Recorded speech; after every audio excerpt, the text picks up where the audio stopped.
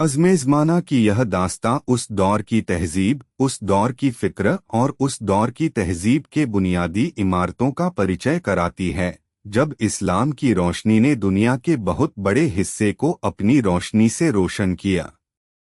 यह वह युग है जब अरब प्रायद्वीप का एक छोटा सा टुकड़ा, मक्का और मदीना, अपने प्यार और आस्था के साथ एक नई दुनिया का केंद्र बन चुका था। इस दौर में इस्लाम की नज़रों से दुनिया को देखने का तरीका, उसकी तहजीब, उसका ज्ञान का तरीका और उसकी रीतियों का आधार तय हो रहा था। इसी दौर में एक ऐसे खुर्रम शख्स का उभार हुआ जिनका नाम हर पीढ़ी में ताउम्र याद किया जाता है, इब्न खल्दुन। इब्न खल्दुन का नाम सिर्फ एक इतिहासकार या समाजशास्त्री का नहीं, बल्कि इस्लामिक तहजीब के एक ऐसे मस्तमूल शख्सियत का है जिन्होंने इंसान की सामाजिक रीतियों, तहजीब और इतिहास को समझने का एक नया तरीका ईजाद किया। यह वह दौर है जब अरब दुनिया अपने ज़माने में तहजीब और इन्फार का केंद्र थी और इस्लाम की तालीमात ने इंसान को उसके अपने समाज की तहजीब के साथ जुदा कर दिया था। इसी समय इब्न खल्दुन ने अपने समाजशास्त्र और इतिहास के तजुर्बे से यह दिखाया कि समाज का विकास, उसके बदलाव, उसकी रीतियाँ और उसका वजूद सब कुछ एक निश्चित सिलसिले, तर्क और तस्किरा का हिस्सा हैं। यह दौर वह है जब अरब साम्राज्य की ताकत बढ़ रही थी, उसके बाद खलीफत की सल्तनतें फली फूली। उमायद और अब्बासी खलीफते अपने अपने दौर में अपने साम्राज्य को फैलाने में लगी थीं। इन खलीफतों ने न केवल धार्मिक और सियासी रीतियों को मजबूत किया, बल्कि संस्कृति, विज्ञान और तहजीब का भी नया दौर शुरू किया। इस ज़माने में मक्का, बगदाद, दमिश्क और कुत्र जैसे शहर ज्ञान और तहजीब के केंद्र बन गए। इसी समय दुनिया के अलग अलग हिस्सों में फारस, मिस्र, इराक और अरेब की घाटियों में अलग अलग संस्कृतियों का मेल हुआ और वहां की तहजीबें नई ऊंचाइयों पर पहुंचीं। इब्न खल्दुन का जन्म 14वीं सदी के अंत में हुआ, उस समय जब इस्लामिक दुनिया अपने परवास पर थी। उनके जीवन का सफर, उनके विचार और उनके काम इस्लामिक तहजीब के इतिहास में न सिर्फ एक मील का पत्थर हैं, बल्कि विश्व के सामाजिक और ऐतिहासिक ज्ञान का भी आधार हैं। उन्होंने अपने जीवन में इस्लामिक दुनिया के सामाजिक तंत्र, सरकार और समाज की रीतियों का गहराई से अध्ययन किया। उनके तजुर्बों ने यह दिखाया कि समाज का विकास, उसकी गिरावट और फिर उसकी फिर से ताजगी, सब कुछ एक निश्चित सिलसिले और इतिहास का हिस्सा है। यह परिचय इसलिए भी जरूरी है कि आज के दौर में जब हम दुनिया के बदलते दौर को समझने की कोशिश कर रहे हैं, तो हमें यह समझना चाहिए कि मानव समाज का विकास कैसे होता है, उसकी रीतियां कैसी बनती हैं और क्यों कुछ समाज ज्यादा लंबे समय तक टिकते हैं। इब्न खल्दुन ने इन सवालों का जवाब अपने तजुर्बे और विचारों के जरिए दिया। उनकी सोच, उनके तजुर्बे और उनके विचार आज भी हमें इंसान की सामाजिक रीतियों को समझने में मदद करते हैं।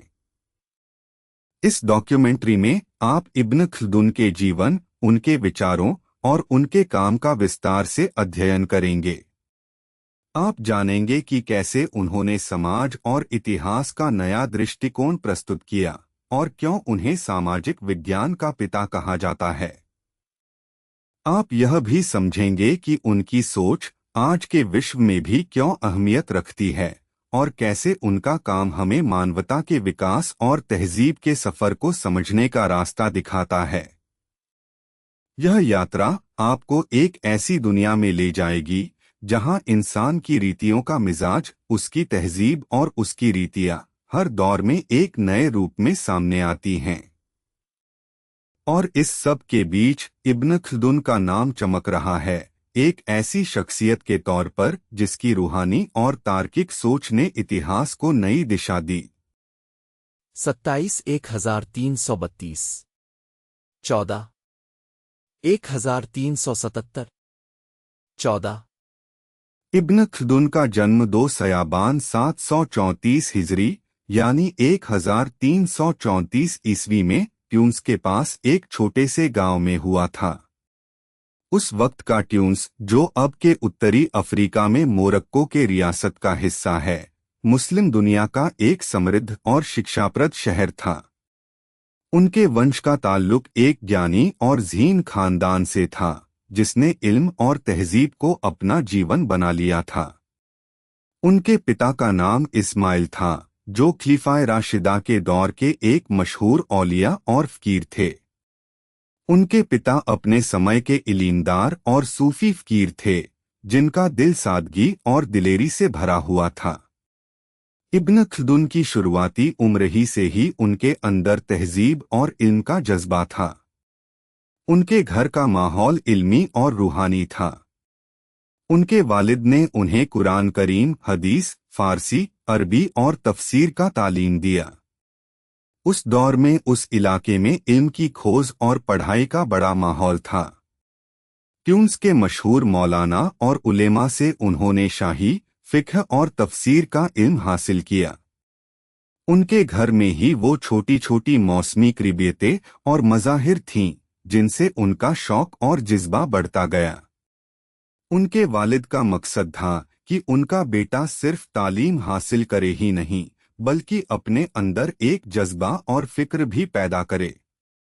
इसलिए उन्होंने इब्न खल्दून को पढ़ाई के साथ साथ जिंदगी के असल मकसद को भी समझाया।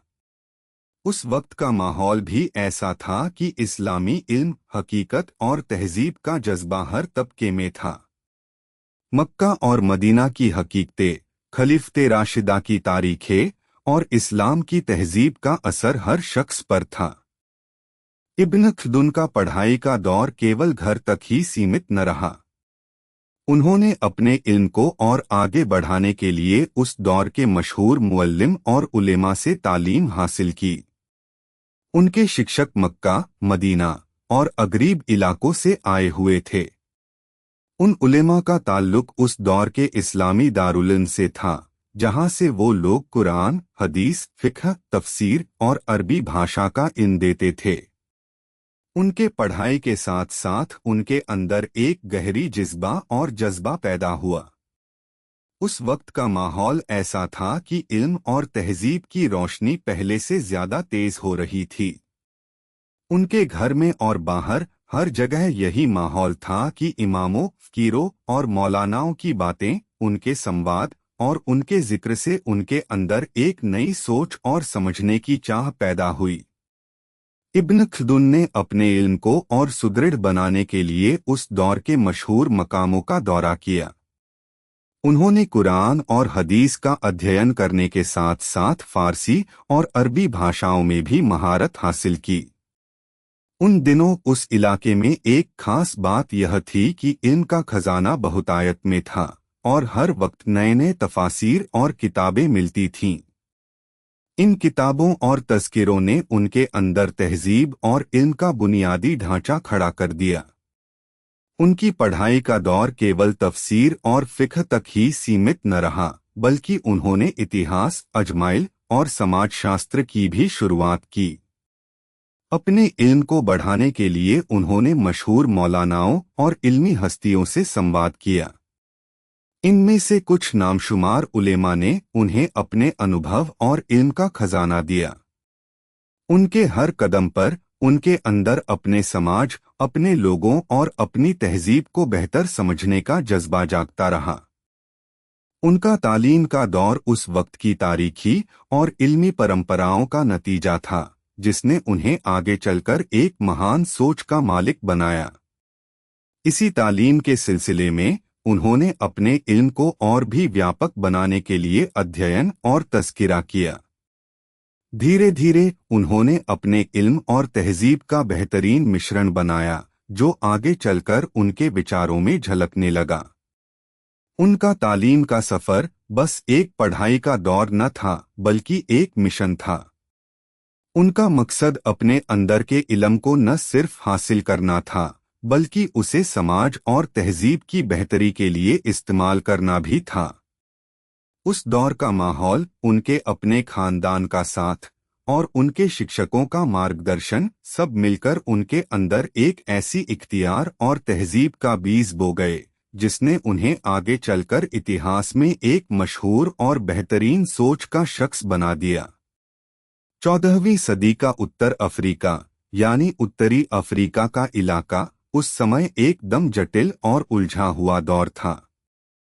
यहाँ की सियासी हिकमतें, तहजीबें और अफवाह का तंगतंग माहौल इंसान के दिलों को अंदर ही अंदर खींचता था। इस दौर में यहाँ की मौजूदा हुकूमतें, नवाबों और खानदानों के बीच खून-खराबे की हद तक जंगें चल रही थीं और इस सब के बीच एक नई सोच का जन्म भी हो रहा था जिसने बाद में इतिहास में अपनी अमिट छाप छोड़ी। इसी समय 13वीं सदी के आखिरी सालों में जब मक्का मुनव्वर की रोशनी अभी भी अपने पूरे जज्बे के साथ चमक रही थी, उस दौर का उत्तर अफ्रीका भी अपनी अलग ही तस्वीर पेश कर रहा था। यहाँ के ग़ज़वा, फ़तह और तहजीबें अपने आप में एक समरूप तस्वीर थी। इस हुकूमत का केंद्र मोरक्को का मर्कज़ था, जो उस वक्त मावेरानेक़ज़ाज़ का इलाका कहलाता था। यहाँ के खलीफते राशिदा जैसे मुअविया, यजीद और अबू बकर जैसे खलीफा अपने अपने दौर में अपनी सत्ता का विस्तार कर रहे थे। मोरक्को की यह हुकूमत जब 13वीं सदी के आखिर में अपने चरम पर थी, उस वक्त मवाद, मर्सिया और सुल्तान की ताकतें एक दूसरे से टकरा रही थीं। इस दौर में मराकेश शहर, जो इस इलाके का आर्थिक और समाजी हब था, अपने ज़माने का एक बड़ा केंद्र था। यहाँ का बाजार इल्म की खुशबू से महक रहा था और यहाँ के उलेमा इल्म के मोमबत्तियों की तरह अपने अपने ख्यालात को रोशनी दे रहे थे। मगर इस सब के बीच एक नई ताकत का उभार भी हो रहा था। मावेरानेक़ज़ाज़ में, विशेष तौर पर मराकेश के बाहर सहारा का रेगिस्तान, बर्बर कबीलों और अफ्रीका के भीतरी इलाकों में अलग अलग खानदान और ग़ज़वा का सिलसिला जारी था। यहाँ के खलीफतों का मानना था कि इस इलाके की ताकत सिर्फ जंग और फ़तह से ही आएगी। इस ही दौर में सुल्तान बायज़िद का नाम सामने आता है, जिसने अपने खानदान के साथ मिलकर इस इलाके की हुकूमत को मजबूत किया। उसी वक्त 14वीं सदी की शुरुआत में मावेरानेक़ज़ाज़ का माहौल और भी जटिल हो गया। यहाँ की माली हालत भी बदतर होने लगी। सूखे ने हजारों लोगों को बेघर कर दिया। इसी दौर में फ़ज़लुद्दीन बुखारा, जो बाद में अपने इल्म और हिकमत के लिए मशहूर हुआ, इस इलाके में पैदा हुआ। उसके पिता, जो अपने समय के मशहूर आलिम थे, ने उसको इल्म की शुरुआत दी। फ़ज़लुद्दीन का जन्म 1320 के आसपास हुआ और उसकी जिंदगी इस दौर की जटिलताओं से भरी हुई थी। मगर इस दौर की सबसे अहम बात यह थी कि यहाँ की हुकूमतें, चाहे वो खलीफते हों या फिर स्थानीय सुल्तान, सब अपने अपने तरीकों से अपने हुकूमत को मजबूत करने की कोशिश कर रहे थे। इस वक्त खलीफते राशिदा का दौर खत्म हो रहा था और नए विचार और नए नेता उभर रहे थे। इस तरह के माहौल में यहाँ का समाज, तहजीब और इंसानियत का जज्बा अपने आप में एक नई उम्मीद जगा रहा था। इसी तरह 14वीं सदी का उत्तर अफ्रीका सिर्फ ताकत और जंग का मैदान नहीं था, बल्कि यहाँ की तहजीब, इल्म और सांस्कृतिक विरासत भी अपने आप में अनमोल खजाना थी। यहाँ के खुतबे, शायरी और फ़लसफ़े इस इलाके की आत्मा का हिस्सा बन चुके थे। यह दौर इंसान के जज्बे, उसकी तहजीब और उसकी हिम्मत का सबूत था।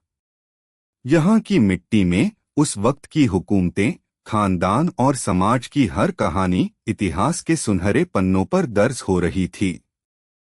यह सब कुछ उस दौर के उत्तर अफ्रीका की मौजूदा हिकमत और तहजीब का आईना था। इसी माहौल में एक ऐसे इंसान का जन्म हुआ जो न सिर्फ अपने वक्त का बल्कि आने वाले ज़माने का भी दार्शनिक और समाजशास्त्री बनने वाला था। उस वक्त के इस मुल्क का ये माहौल, उसके ख्यालात, उसकी जंग और उसकी तहजीब आगे चलकर इस शख्स की सोच का अहम हिस्सा बनने जा रहा था। यहाँ का यह दौर उस इंसान की दास्तां का शुरुआती कदम था जो बाद में अपने इल्म, हिकमत और तहजीब से पूरी दुनिया को बदलने वाला था। उस वक्त के उत्तर अफ्रीका की यह तस्वीर इतिहास की किताबों में सिर्फ एक दौर नहीं बल्कि एक नई शुरुआत का प्रतीक है।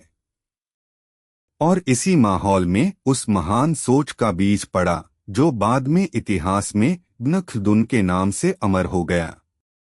इब्न खल्दुन की उस अनोखी सोच की नींवें जो समाजशास्त्र और तारीख को समझने का नया तरीका देती हैं, उस पर बात करने से पहले हमें उसकी उस सोच का आधार समझना होगा जो 14वीं सदी के उत्तर अफ्रीका में उस समय की सामाजिक और राजनैतिक हलचल से उपजी थी। उस दौर में मौरब के इलाकों में, खासकर तुनिस, अलजीरे और बर्तगा के शहरों में बड़े बड़े खानदान, सुल्तानते और अमीर घराने अपने अपने इलाकों का शाही तंत्र चलाते थे। उस वक्त की दुनिया में मौजूद था तो सिर्फ फौजी ताकत, जंगजदगी और ज़मीन की हिफाजत। लेकिन इब्न खल्दुन जो 1332 में ट्यूनिस में जन्मे, इन सब के पीछे छुपे उस समाज की गहरी तहों को समझने का जज्बा लिए हुए थे। उन्होंने देखा कि हर समाज की अपनी एक तासीर है जो उसकी शुरुआत से लेकर उसके उत्थान और पतन तक का सफर तय करती है। इब्न खल्दुन का तफसील से विश्लेषण इस बात पर था कि समाज क्यों बनता है, कैसे बदलता है और क्यों गिरता है। उनके विचार का मूल आधार यह था कि कोई भी समाज या सभ्यता अपने आप में स्थायी नहीं होती। वह समय के साथ बदलती है, उसकी अपनी उम्र होती है, जैसे मानव का जीवन। उन्होंने कहा कि हर समाज का जन्म, उसकी बुनियाद, उसके ऊपर खड़ी सभ्यता और फिर उसका पतन, ये सब एक क्रम में होते हैं। उनके मुताबिक समाज की बुनियाद उसकी तहजीब, उसकी आदतें और उसकी आर्थिक ताकतें तय करती हैं। उन्होंने इस बात पर भी जोर दिया कि कोई भी समाज तभी फलता फूलता है जब उसकी आर्थिक और सामाजिक व्यवस्था मजबूत होती है। जैसे एक पेड़ अपनी जड़ों से मजबूत होता है, वैसे ही समाज अपने आर्थिक आधार से। इब्न खल्दुन का यह तजुर्बा उनके मशहूर किताब मुक़द्दमा में बखूबी देखने को मिलता है। यहाँ उन्होंने समाज के विकास का सिलसिला बड़े ही आदर्श और तार्किक ढंग से बयान किया है। उन्होंने कहा कि समाज का जन्म तब होता है जब लोग अपने सीमित संसाधनों को साझा करते हैं और अपने बीच एकता स्थापित करते हैं। लेकिन जैसे जैसे समाज बढ़ता है, उसकी ताकत बढ़ती है, उसकी अपनी सारी तहजीबें, रीतियां और रिवाज बनते हैं। फिर धीरे धीरे वह समाज अपने अंदर ही फूट डालने लगता है, क्योंकि ताकतें और हित आपस में टकराते हैं।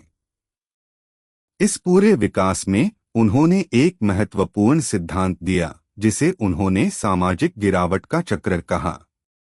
इसमें समझाया कि समाज की शुरुआत में जो तहजीब और हौसला था, वह धीरे धीरे भ्रष्ट हो जाता है और फिर उसकी जगह लोभ, शाही हुकूमत और तानाशाही ले लेती है। इसके बाद समाज का पतन शुरू होता है और वह फिर नए समाज के जन्म का रास्ता खोलता है। इब्न खल्दुन ने इस प्रक्रिया को समझाने के लिए सामाजिक गिरावट का चक्र नामक सिद्धांत दिया। उन्होंने कहा कि हर समाज अपने जीवन काल में 3 मुख्य दौर से गुजरता है। पहला दौर वह दौर है जब समाज अपने उच्चतम मुकाम पर होता है, उसकी तहजीब परवान चढ़ती है और उसकी ताकत सबसे अधिक होती है। दूसरा दौर जब समाज का पतन शुरू होता है, उसकी ताकत में कमी आती है और उसके अंदर ही अंदर घुटन और अस्थिरता फैलने लगती है। तीसरा दौर वह दौर है जब समाज का अंत हो जाता है और एक नया समाज जन्म लेता है।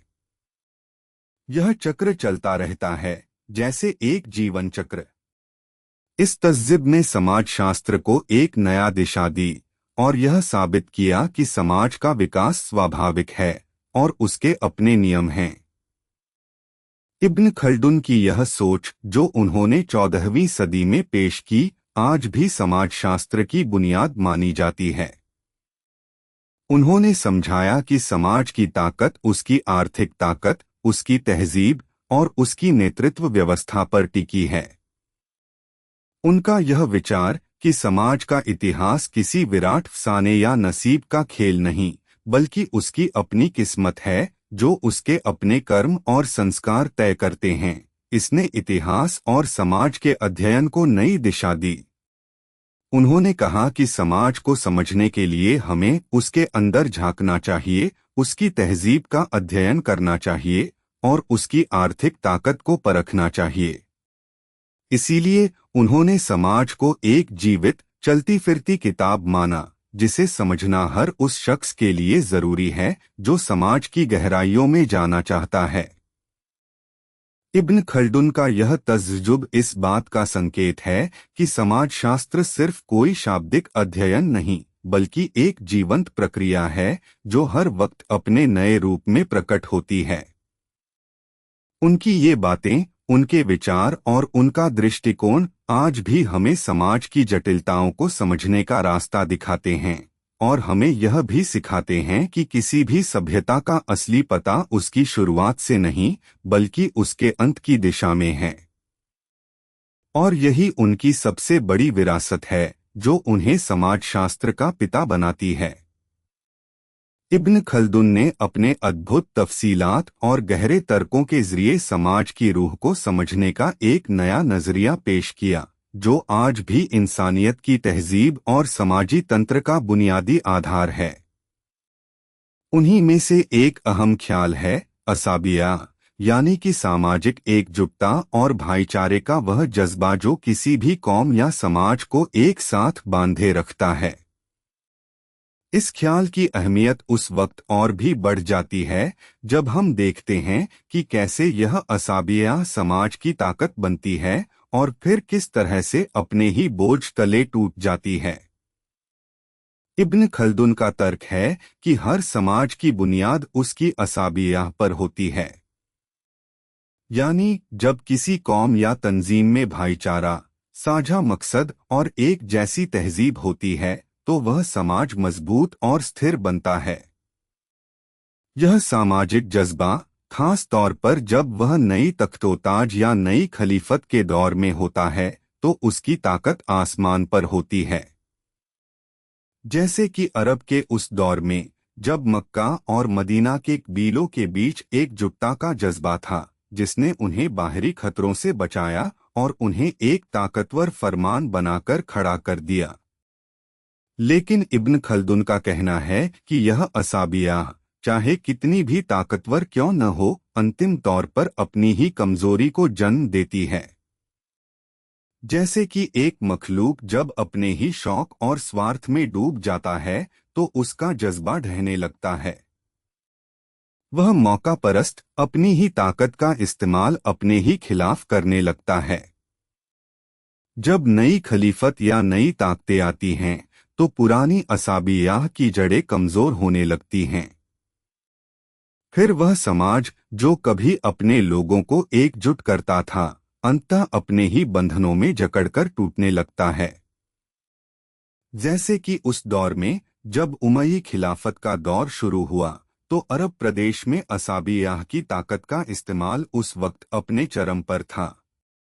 उमय्यी खिलाफत ने अपने कबीलों और घरानों को एकजुट किया ताकि बाहरी खतरों का सामना किया जा सके। लेकिन जैसे जैसे वह ताकत बढ़ती गई, वैसे वैसे उसकी खामियां भी सामने आने लगीं। आखिरकार जब फितने और अंतर्विरोध बढ़ने लगे, तो यह असाबियाह भी टूटने लगी। यह तो वह दौर था जब अब्बासियों ने अपने नए खलीफत का आगाज किया और अरब समाज में नई असाबियाह की जरूरत महसूस की गई। इब्न खल्दुन कहते हैं कि यही सिलसिला हर उस वक्त दोहराया गया है जब कोई समाज अपने जज्बे की वजह से उठता है। जैसे कि इस्लाम की पहली फतह, मक्का की मुसलमानों की जीत, जिसमें मजहबी असाबियाह ने कामयाबी का रास्ता दिखाया। उस वक्त मुसलमानों का जज्बा और भाईचारा उनके शहीदों की यादें और पैगंबर की तालीम सब मिलकर उन्हें एक ताकतवर तंजीम बना रहे थे। उस वक्त की असाबियाह का मर्म यह था कि यह एक मजहबी, एक नैतिक और एक सामाजिक जज्बा था जो उन्हें अपने मुक़द्दस मकसद के लिए एकजुट करता था। लेकिन इतिहास का सबक है कि जब यह जज्बा अपने मकसद से भटक जाता है तो फिर यह अपने ही पैरों पर कुल्हाड़ी मारने लगता है। जैसे कि उमय्यी और अब्बासियों का दौर, जिनमें असाबियाह का प्रयोग सत्ता की होड़ में हुआ। यह जज्बा, जो कभी समाज को बंधे रहने का सहारा था, अंततः सत्ता के लालच के कारण टूटने लगा। और फिर जब नई ताकतें, नए विचार और नए समाजी जज्बे उभरने लगे तो पुरानी असाबियाह के वजूद को खत्म कर दिया गया। इब्न खल्दुन का यह भी तर्क है कि असाबियाह का सिलसिला सिर्फ अरब ही नहीं बल्कि हर सभ्यता और हर समाज में देखने को मिलता है। चाहे वह रोम का साम्राज्य हो या फारसी सल्तनतें या फिर यूरोप का मध्यकालीन समाज, हर दौर में इस जज्बे का इस्तेमाल सत्ता, शक्ति और एकता के लिए हुआ है। और यही वजह है कि यह जज्बा कभी स्थायी नहीं रह सकता, बल्कि यह अपने दौर के साथ साथ बदलता रहता है। यह ख्याल हमें यह भी सिखाता है कि समाज को मजबूत बनाने के लिए असाबियाह का सही इस्तेमाल जरूरी है। यह केवल आंदोलन या जज्बे का नाम नहीं है, बल्कि यह एक ऐसी ताकत है जो समाज को उसके मजहबी और नैतिक मूल्यों से जोड़ती है। यह एक तरह का नैतिक बंधन है जो समाज को एकजुट रखता है और उसे बाहरी और अंदरूनी खतरों से लड़ने की ताकत देता है। परंतु यदि यह जज्बा अपनी ही स्वार्थ और घमंड में फंस जाए तो वह समाज का अंत कर सकता है। इब्न खल्दुन का यह तर्क है कि हम आज भी इस बात को समझें कि असाबियाह का सही इस्तेमाल कैसे किया जाए। यह इस्लाम की तहजीब और पैगंबर की शिक्षा का भी हिस्सा है कि हम अपने समाज में भाईचारा, साझा मकसद और नैतिक मूल्यों को कायम रखें। तभी हम अपने समाज की ताकत को बढ़ा सकते हैं और उसकी हिफाजत कर सकते हैं। यह जज्बा यदि सही दिशा में हो तो वह समाज की सबसे बड़ी पूंजी बन सकता है। अंत में यह समझना जरूरी है कि असाबियाह का दौर न सिर्फ इतिहास का हिस्सा है, बल्कि इसकी मिसालें आज भी हमारे समाज में मौजूद हैं। जब भी कोई समाज अपने नैतिक और सामाजिक जज्बे से भटक जाता है तो उसकी जड़ें कमजोर होने लगती हैं। और जब यह जज्बा सही दिशा में चलता है तो वह समाज को ऊंचाइयों पर ले जाता है। यही कारण है कि इब्न खल्दुन ने इस ख्याल को इतनी अहमियत दी कि यह आज भी समाजी तंत्र का बुनियादी हिस्सा है। ज़माना बदला मगर साइक्लिक इविल उलम्प दिस असाबिय 1453 असाबिय इब्न खल्दून की महाकाव्य दास्ता का एक अहम मोड़ है उनके मशहूर मुक़द्दिमाह का अवतरण। यह किताब न सिर्फ एक इतिहास की किताब है बल्कि एक फिली, समाजी और सियासी दस्तावेज है जो इंसानी तहजीब के रहस्यों को समझने का खजाना है। सन 8 में मक्का के एक मशहूर उमराई घराने में जन्म लेने वाले इब्न खल्दून ने इस अद्भुत ग्रंथ में इंसानी सभ्यताओं के उभार और पतन के ब्यौरे को बारीकी से समझाया है। उन्होंने इस किताब को अपनी उम्र के अंतिम वर्षों में पूरा किया और यह उनके जीवन का सबसे बड़ा योगदान बन गई, जिसे आज तक सोशियोलॉजी और तारीख के क्षेत्र में एक मौलिक आधार माना जाता है। मुक़द्दिमाह की खासियत यह है कि इसमें उन्होंने इंसान की तहजीब, उसकी रजामंदी और उसकी शान-ए इस्लाम के इतिहास को पुराने दारुल इल्म की मिसालों के साथ खुलासा किया है। उन्होंने इंसानी समाज की जड़ें समझाने के लिए एक नई सोच का इजाफा किया, जिसे उन्होंने अस्साब यानी सामाजिक बुनियाद का नाम दिया। यह विचार उनके तर्क का आधार है कि हर सभ्यता का एक जन्म होता है, फिर उसकी एक चढ़ाव और फिर गिरावट। यह चक्रवातीय प्रक्रिया का सिलसिला जो सदियों तक चलता रहा, उनके नजरों में इंसानी तहजीब की एक अजीम तस्वीर बना गया। उनका नजरिया एक नई दृष्टि का परिचय कराता है कि सभ्यताओं का वजूद, उनके तजजुज़ और गिरावट किसी भी शासक या व्यक्ति की ताकत से नहीं, बल्कि उनके सामाजिक ढांचे, आर्थिक हालत और आबादी के रवैयों से तय होते हैं। उन्होंने लिखा कि जब एक सभ्यता का सामाजिक तंत्र मजबूत होता है, तो उसकी फिजा, उसकी तहजीब और उसकी शान-ए-इस्लाम पूरे खजानों की तरह चमकती है। पर जब यह तंत्र ढहने लगता है, तो वह पतन की ओर बढ़ जाता है। इसीलिए उन्होंने कहा कि सभ्यताओं का जन्म और मर्तबा इंसानों के बीच एकजुटता और समाजी तालमेल से तय होता है। मुकद्दिमाह में इब्न खल्दून ने यह भी समझाया कि कौमों का उदय और अवसान एक ऐसी प्रक्रिया है जो समय के साथ चलती रहती है। उन्होंने यह भी तर्क दिया कि एक सभ्यता का गिरना उसकी ताकत और अपने अंदर की कमजोरी का नतीजा है। इसके लिए उन्होंने इतिहास के कई मसालेदार मिसालें दीं, जैसे कि बगदाद का गिरना, मंगोलों की तबाही और स्पेन का क्रिस्टोफर कोलंबस के आगमन के बाद होने वाली नई तहरीकें। उनकी इस किताब में उन्होंने उस दौर के कई मशहूर शख्सियतों का भी जिक्र किया, जैसे कि सुल्तान बायजीद खलजीक और मंगोल शासक हुलगु खान। इन तमाम शख्सियतों ने अपने अपने दौर में अपने अपने समाज को बदल कर रख दिया। इब्न खल्दून ने यह भी कहा कि इन बदलावों का मूल कारक है आबादी का रवैया और उसकी तहजीबी हुकूमत। उन्होंने यह भी तर्क दिया कि जब समाज में असमानताएं बढ़ती हैं, तो वह ईद-गिर्द गिरने की राह पर चल पड़ती हैं।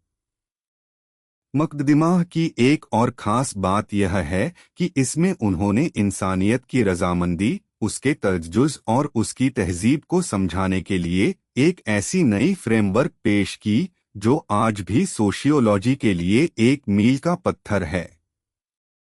उन्होंने बताया कि सभ्यताओं का वजूद, उनके उभार और पतन सिर्फ बाहरी ताकतों का खेल नहीं, बल्कि उनके अंदर की सामाजिक और आर्थिक जटिलताएं भी जिम्मेदार हैं।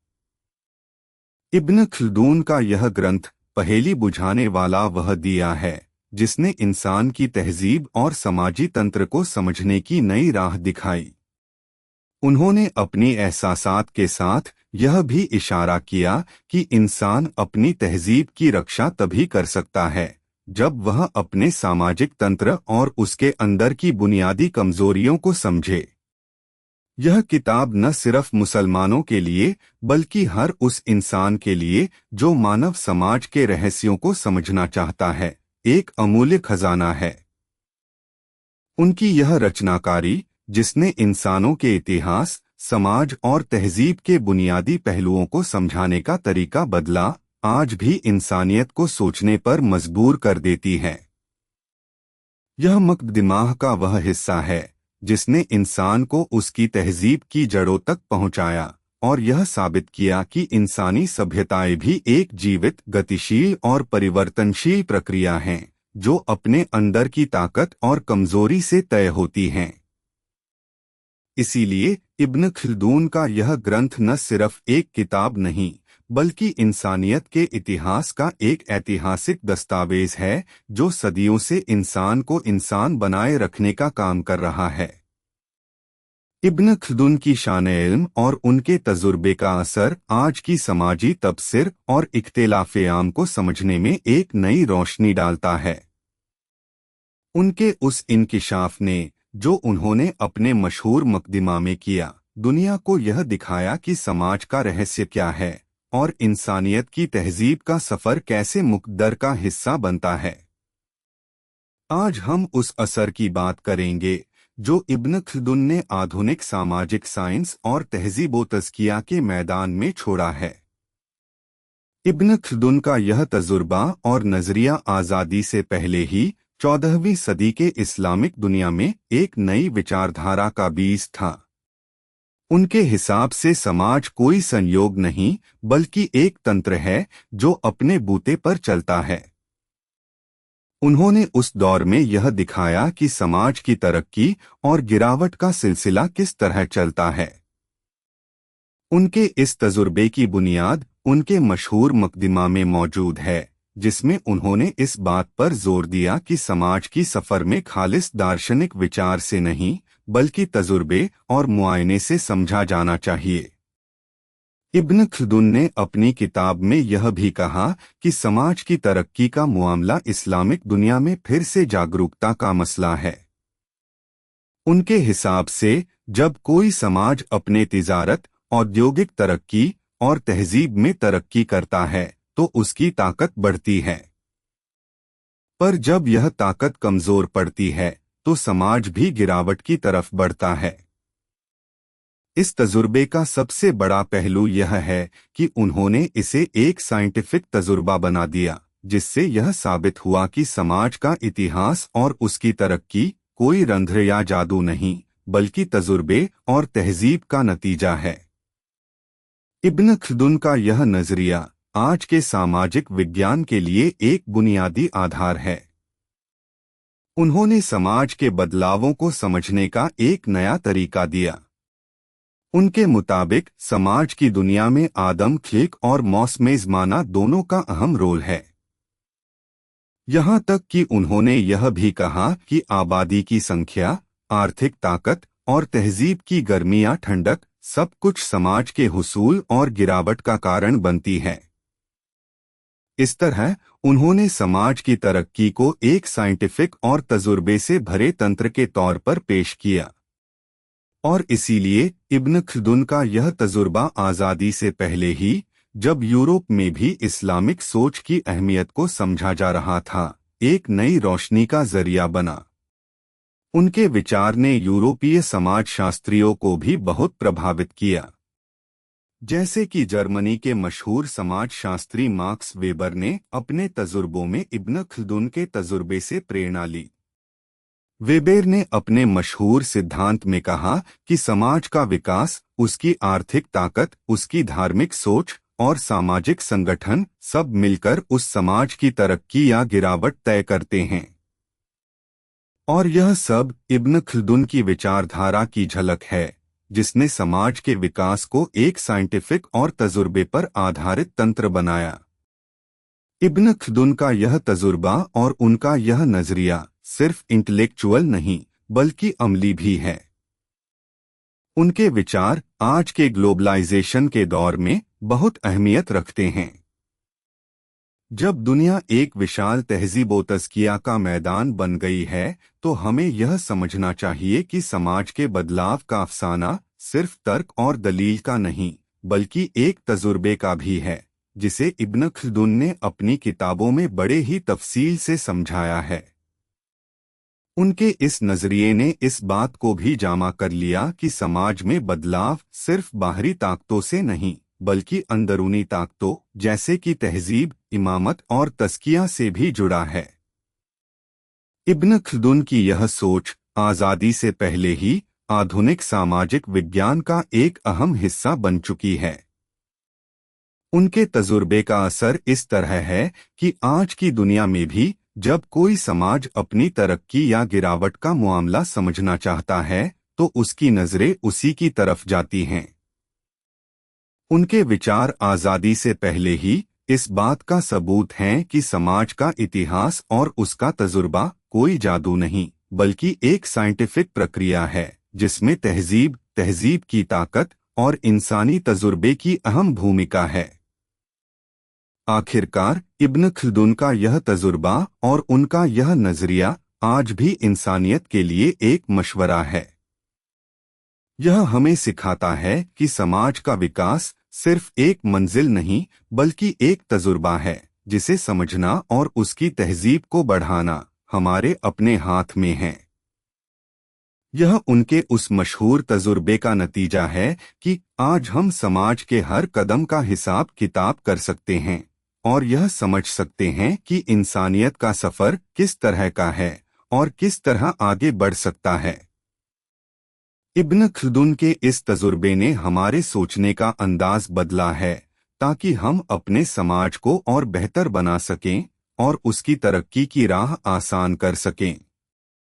इब्न खल्दून की विरासत और असर का यह सिलसिला सिर्फ इस्लामी दुनिया में ही नहीं बल्कि पूरी मानवता की सोच और तहजीब पर अमिट छाप छोड़ गया है। उनके विचार और सिद्धांत आज भी सामाजिक विज्ञान की किताबों में ज्यों के त्यों मौजूद हैं। उनके अद्भुत तजुर्बा और दूरंदेशी ने न केवल इस्लामी सभ्यता को तरक्की दी बल्कि पश्चिमी समाजशास्त्र के रास्ते भी खोल दिए। यह ऐसा समय था जब 14वीं सदी में अरब और मक्के की रेत से निकलकर इब्न खल्दून ने इतिहास और समाज की तहकीकात में नए आयाम स्थापित किए। उनका नाम सिर्फ एक उलेमा या इतिहासकार के तौर पर नहीं बल्कि एक सोच और दार्शनिक के तौर पर भी अमर हो गया। इब्न खल्दून का असर आज भी उस वक्त महसूस होता है जब हम पश्चिमी समाजशास्त्रियों की किताबें खोलते हैं। फ्रांसीसी दार्शनिक एवेल बर्नार्ड ने 19वीं सदी में अपनी किताब एथनोसोफी में इब्न खल्दून के विचारों का जिक्र किया। उन्हें सामाजिक विज्ञान का पिता कहा गया। बर्नार्ड ने अपने शोध में इस बात पर जोर दिया कि किस तरह इब्न खल्दून ने समाज की बुनियादी तहजीबी और आर्थिक हलचल का तजुर्बा किया और इसे दिमागी तौर पर समझाने की कोशिश की। उन्होंने कहा कि इब्न खल्दून ने यह साबित कर दिया कि समाज का विकास और पतन एक चक्र है जो उनकी असाब और मिरास के सिद्धांतों से साफ जाहिर होता है। पश्चिमी समाजशास्त्रियों ने इब्न खल्दून को अपने अपने तरीकों से परखा, पर उनकी असली तारीफ तो उनके दार्शनिक और तार्किक अंदाज में है। जर्मन समाजशास्त्री मार्क्स वेबर ने भी अपने विचारों में इब्न खल्दून के नाम का जिक्र किया। वे मानते थे कि इब्न खल्दून ने समाज का अध्ययन करने का तरीका सिर्फ किताबों और ऐतिहासिक दस्तावेजों से नहीं बल्कि मनोविज्ञान और आर्थिक रुझानों से भी समझाया। उनके विचार में समाज की प्रणाली और उसकी गिरावट को समझने के लिए इतिहास और समाज का तालमेल जरूरी है। मगर इब्न खल्दून का असर सिर्फ पश्चिमी समाजशास्त्र तक ही सीमित नहीं रहा। उनकी शिक्षाएं और विचार इस्लामी दुनिया में भी गहरे घर कर गए। उलेमा और फकीहीन ने उनके तजुर्बा और दर्शन को अपनाया। कई मुस्लिम बादशाहों ने उनके विचारों को अपनी सल्तनत की नीतियों में शामिल किया। खास तौर पर मंगोल और तुर्की सल्तनतों में उनके सिद्धांतों ने शासन और तहजीब को नई दिशा दी। तुर्की सुल्तान बायजीद द्वितीय ने 15वीं सदी में अपने शासनकाल में इब्न खल्दून के सिद्धांतों को अपने प्रशासन में लागू किया। उन्होंने समाज के उत्थान और पतन के चक्र को समझकर अपनी सल्तनत को मजबूत बनाने की कोशिश की। इब्न खल्दून का असर सिर्फ सत्ता और शासन तक ही सीमित नहीं रहा। उनके विचारों ने शिक्षा और तहजीब के भी नए रास्ते खोल दिए। दारुल इल्म और मसंदों में उनके तजुर्बे और किताबें पढ़ाई जाने लगीं। खासकर मक्का और दमिश्क जैसे बुनियादी केंद्रों पर उनके नए विचारों को एक नई आहट मिली। उन्होंने मुस्लिम समाज में उस दौर में तहजीब और इनकलाब की नई लहर पैदा कर दी। उनके विचार आज भी इस्लामी दुनिया के तमाम इलाकों में नई पीढ़ियों को प्रेरित करते हैं। मगर सबसे बड़ी बात यह है कि इब्न खल्दून ने यह दिखाया कि इतिहास और समाज का अध्ययन सिर्फ किताबों से नहीं बल्कि जीवन के हर पहलू से जुड़ा है। उनके सिद्धांतों ने यह साबित कर दिया कि समाज के विकास का रास्ता विचार और तहजीब की निरंतरता से गुजरता है। उन्होंने यह भी कहा कि एक सभ्यता का उत्थान उसके लोगों की मेहनत, तहजीब और कौम की जज्बा पर निर्भर करता है। इसीलिए उनके विचार सिर्फ एक शिक्षाप्रद दास्ता नहीं बल्कि एक जीवन दर्शन है। उनकी विरासत इतनी महान है कि आज भी विश्व के कई विश्वविद्यालयों में उनके नाम से संस्थान और शोध केंद्र खुले हैं। उनके विचारों को समकालीन समाजशास्त्र और इतिहास की किताबों में शामिल किया जाता है। उनका नाम उस दीवार का हिस्सा बन चुका है जिसने मानवता को समझने का नया नजरिया दिया। उनके नाम से जुड़ी यह विरासत इस्लामी तहजीब और मानवता दोनों के लिए एक अमर तोहफा है। यह उनकी वह दौलत है जो सदियों से हमारे इतिहास का हिस्सा रही है और आगे भी रहेगी। इब्न खल्दुन की यह विरासत हमें यह भी सिखाती है कि तहजीब और समाज का विकास एक सतत सिलसिला है जो हर पीढ़ी अपने जिम्मेदारी से निभाती है। उनके विचार आज भी हमें यह समझाते हैं कि किसी भी समाज की तरक्की का रास्ता सिर्फ शासकों की हुकूमत से नहीं बल्कि आम जनता की मेहनत, तहजीब और जागरूकता से ही बनता है। उनके इस अमर वसूल ने हमें यह भी सिखाया कि इतिहास का अध्ययन सिर्फ बीते हुए कल का एहसास नहीं बल्कि आने वाले कल की तरक्की का रास्ता भी है। इब्न खल्दुन की यह विरासत और असर सदियों से एक मशाल की तरह जलती आ रही है। यह मशाल हमें यह सिखाती है कि तहजीब और इल्म का रास्ता कभी रुकता नहीं और इस रास्ते पर चलने वाले ही समाज की असली ताकत होते हैं। यह तोहफा जो उन्होंने हमें दिया है हमारे हालात को समझने, अपने समाज को और बेहतर बनाने का एक अमूल्य खजाना है। और यही उनकी सबसे बड़ी विरासत है जो सदियों से हमारा मार्गदर्शन कर रही है। इब्न खल्दुन की अवधारणा आज के दौर में भी कितनी अहमियत रखती है, इसे समझने के लिए हमें उनके विचारों और सिद्धांतों का जायजा लेना जरूरी है। 7 सदी हिजरी में अरब के खलीफते राशिदा के दौर में जब इंसानियत अपने शुरुआती पड़ाव पर थी, तब इब्न खल्दुन ने समाज, तहजीब और इतिहास के नए पहलुओं को उजागर किया। उनके ख्याल में समाज सिर्फ एक ठोस वजूद नहीं है बल्कि उसकी रचीबनी संरचना, उसकी गिरावट और फिर से उठ खड़ा होने की प्रक्रिया भी एक जीवंत क्रिया है। उनके विचार आज भी हमारे लिए मुफीद हैं, खास तौर पर जब हम आधुनिक समय की जटिल सामाजिक और राजनीतिक बदलावों से जूझ रहे हैं। जैसे कि आज़ादी के बाद का दौर हो या फिर वैश्वीकरण का वेग, हर दौर में इब्न खल्दुन के सिद्धांते हमें समझाते हैं कि समाज का विकास और पतन क्यों होता है और इन बदलावों के पीछे कौन कौन से कारक जिम्मेदार हैं। उनका तजुर्बा और उनका विचारधारा हमें यह भी समझाते हैं कि समाज का निर्माण, उसकी स्थिरता और उसकी गिरावट का सिलसिला किस तरह की सामाजिक, आर्थिक और राजनैतिक ताकतों का नतीजा है। इब्न खल्दुन का मानना था कि हर सभ्यता का एक जन्म, विकास और अंत तय है। यह क्रम अनिवार्य नहीं कि हर सभ्यता अपने चरम पर पहुंचे।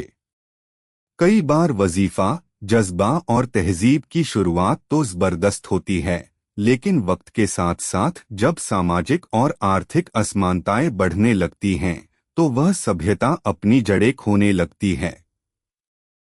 इस प्रक्रिया में वह सभ्यता अपने वजूद का अंत कर लेती है और नए समाज का जन्म होता है। यह विचार, जिसे उन्होंने आदबेबुलंद कहा, आज भी राजनीतिक और सामाजिक विश्लेषण में इस्तेमाल होता है। इब्न खल्दुन की यह भी धारणा थी कि समाज का विकास वजीफा और परिश्रम का परिणाम है। उनके अनुसार आर्थिक संसाधनों का सही इस्तेमाल, शिक्षा और कौशल का विकास और सामाजिक समरसता ही सभ्यता के मजबूत आधार हैं।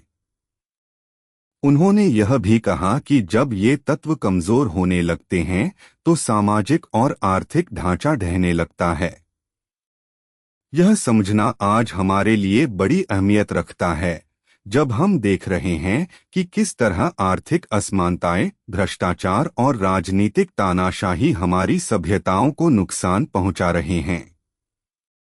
मजहबी और सामाजिक तहजीब की बात करें तो इब्न खल्दुन का मानना था कि जब कोई समाज अपने मूल मूल्य और तहजीब से दूर हो जाता है तो उसकी गिरावट शुरू हो जाती है।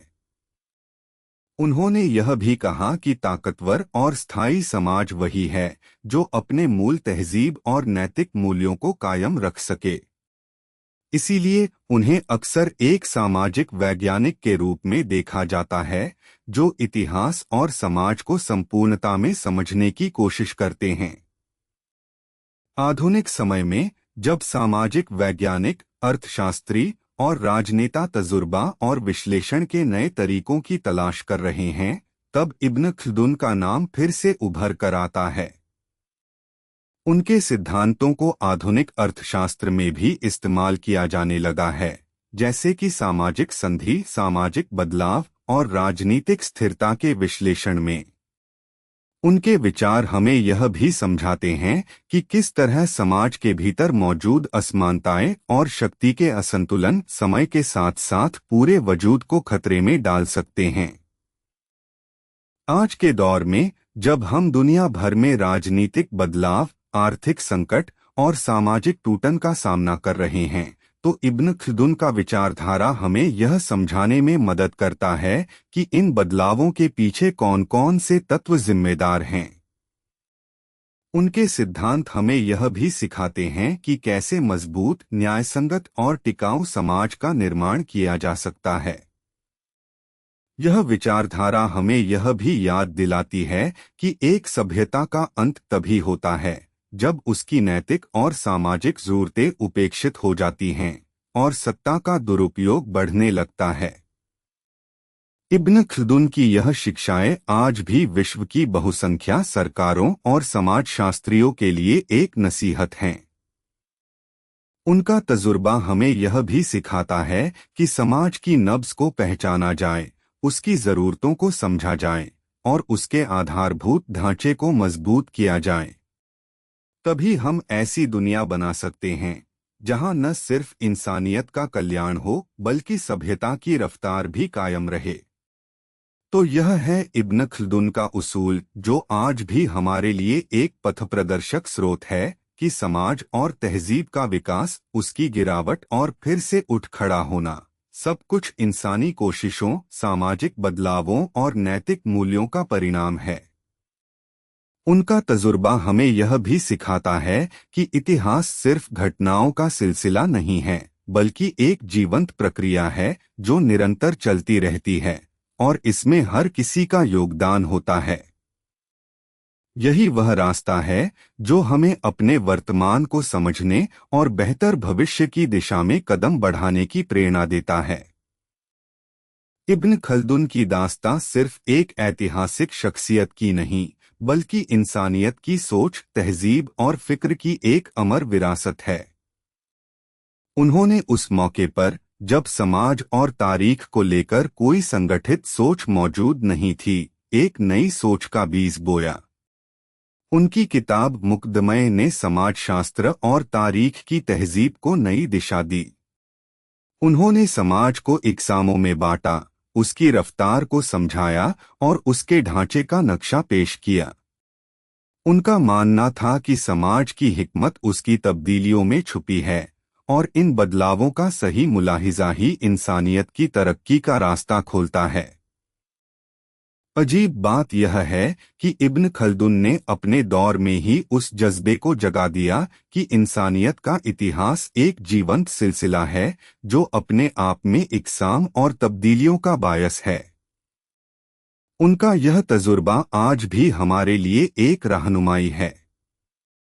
आज जब हम तकनीक और ग्लोबलाइजेशन के ज़माने में जी रहे हैं, तो इब्न खल्दुन की सोच हमें सिखाती है कि समाज की तहजीब को समझने का सबसे अच्छा तरीका उसके बदलते हुए तौर तरीकों को समझना है। यह समझदारी हमें यह भी सिखाती है कि किस तरह से इतिहास का तजुर्बा समाज के हकीकत के साथ साथ उसकी खामियों और कामियों को भी समझाने में मददगार हो सकता है। उनकी यह विरासत आधुनिक समाज के लिए उतनी ही मुफीद है जितनी उनके अपने दौर के लिए। आज की दुनिया में जब हम आतंकवाद, आर्थिक तंगी और सामाजिक असमानता जैसी चुनौतियों का सामना कर रहे हैं, तो इब्न खल्दुन की सोच हमें यह सिखाती है कि समाज का विकास उसकी तहजीब और उसकी रफ्तार का ताल्लुक उसके अंदर की ताकत और उसकी तहजीब से है। उन्हें पढ़कर हमें यह भी समझना चाहिए कि हकीकत में तरक्की का मकसद केवल फौरी फतह नहीं, बल्कि एक ऐसा समाज बनाना है जिसमें इंसानियत का सम्मान हो और हर शख्स को अपने हक और इज्जत का एहसास हो। इब्न खल्दुन की यह विरासत आज भी हमारे हौसले और सोच को नई ऊर्जा देती है।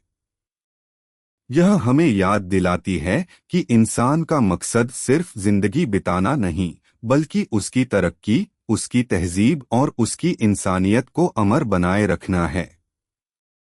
जब हम अपने वतन और इस दुनिया के लिए तरक्की का रास्ता तलाशते हैं, तो हमें इब्न खल्दुन का यह संदेश हमेशा याद रखना चाहिए। सच्चा तरक्की वही है जिसमें इंसानियत का हक और तहजीब की अहमियत सर्वोपरि हो। यह एक ऐसी सोच है जो सदियों से आगे बढ़ती चली आ रही है और आगे भी इंसानियत की राह दिखाती रहेगी।